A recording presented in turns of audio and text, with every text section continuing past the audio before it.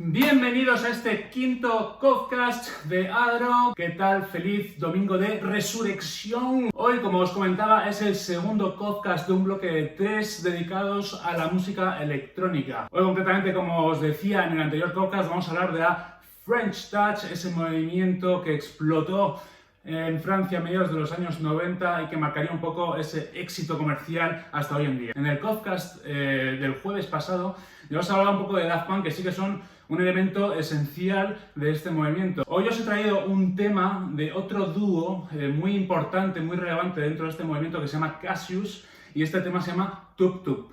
Bueno, primero, ¿qué es la French Touch? Igual ya habéis oído hablar un poco por aquí y por allá. La French Touch es un movimiento de música electrónica que se da en la segunda mitad de los años 90 y que va al final marcar un poco los estándares y lo que va a seguir en cuanto a música electrónica, pues hasta hoy en día. Todo este boom, esta explosión de la música electrónica a nivel comercial se debe en parte a este movimiento, la French Touch. Para Francia va a ser por fin un puñetazo sobre la mesa a la hora de exportar producciones galas, producciones locales en el extranjero. Antes solo unos entendidos, unos aficionados a la música realmente muy asiduos podían conocer a Gainsbourg, a Noir Désir, a La Mano Negra, sobre todo en Latinoamérica, y ahora con la French Touch es una salida afuera en toda regla. Las producciones francesas conquistan el mundo. De hecho, los ingleses se jactaban bastante de esto y se mofaban muchísimo los franceses porque, bueno, evidentemente los ingleses en cuanto a producción musical están por todas partes, eran los putos reyes del universo, y sin embargo sus vecinos franceses, con los que tienen muchísima rivalidad, no habían hecho mucho hasta ahora.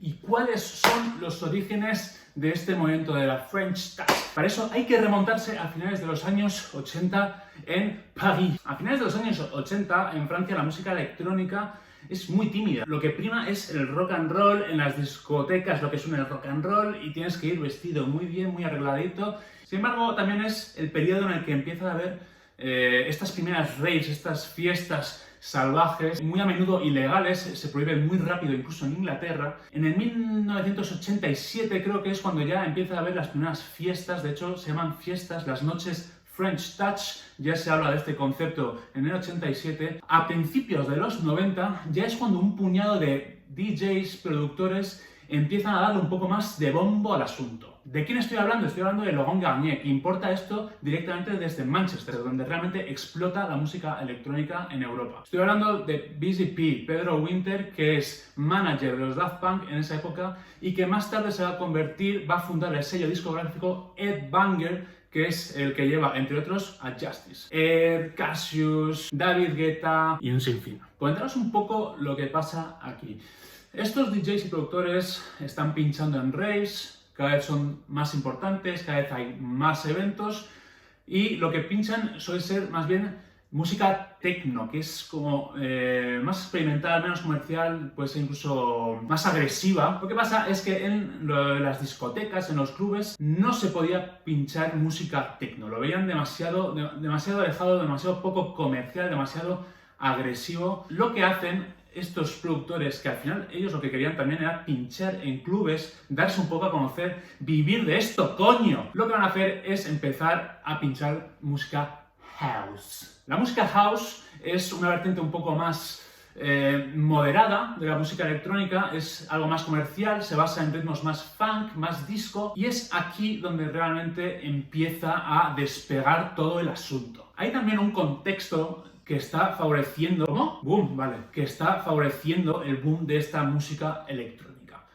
Primero, se democratizan mucho las cajas de ritmo, los sintetizadores, los home studios. Esto va a permitir a los artistas independientes grabar directamente desde casa sin tener que pasar por una discográfica. Una tontería, pero también se abre el Eurostar, este tren subterráneo que enlaza directamente París con Londres. ¿Esto qué va a permitir? Un flujo mucho más constante e importante de periodistas y de artistas que van a importar música desde Inglaterra y periodistas que van a vender un poco, van a hablar de este movimiento fuera de Francia. También la creación de sellos discográficos que se dedican concretamente y únicamente a la música electrónica. Uno de ellos es F Communications, que se crea en 1994 y cuyo eslogan ya es otro guiño a este concepto que es We give a French touch to house music. Y además, y esto es muy interesante, y thank you Richard Branson, grandes discográficas como Virgin empiezan a apostar por esta música. Esto es muy importante. Que grandes discográficas apuesten por la música electrónica va a dar visibilidad, va a dar distribución, va a dar realmente peso a esta música electrónica. Concretamente, en 1997 Virgin firma el disco de Daft Punk, Homework. Y este es el momento, el punto de inflexión que marca el petardazo de este movimiento musical al extranjero. ¿Y en qué ha quedado la French Touch hoy, aparte de ese legado tan importante? Se habla mucho de la French Touch 2.0. Evidentemente en los años 2000 hemos tenido un mogollón de DJs muy comerciales, Bob Sinclair, Martin Solveig, y os estoy hablando solo de los franceses, pero se habla de una French Touch 2.0 a partir del 2007, cuando Justice lanza su primer disco con Ed Banger, este sello discográfico que os comentaba que está llevado por BCP, alias Pedro Winter, o al revés, siempre me puto lío. BCP, que en su día fue manager de Daft Punk. Y sí que es un guiño, musicalmente sí que es un poco una vuelta atrás a los 90. Hay esos toques un poco más disco, un poco más funk, a nivel estético, a nivel de formación de grupo. Se parece mucho a estos dúos de electrónica de los 90. Daft Punk, Air, Cassius. Incluso la estética de los videoclips es bastante parecida. No es un movimiento que haya ido mucho más allá, aparte de Justice, poca gente. Es verdad que también estuvieron llevando durante un tiempo a Cassius, hasta lamentablemente el fallecimiento de Fritz Da, mitad de Cassius, el año pasado en un fatídico accidente. Bueno, esta es un poco la historia de la French Touch, no os voy a liar más. En el próximo podcast voy a dar un paso aún más atrás y vamos a repasar, vamos a indagar un poco en los orígenes más primitivos de la música electrónica. Hasta entonces os digo, feliz domingo, pasadla bien, cuidaros, os quiero.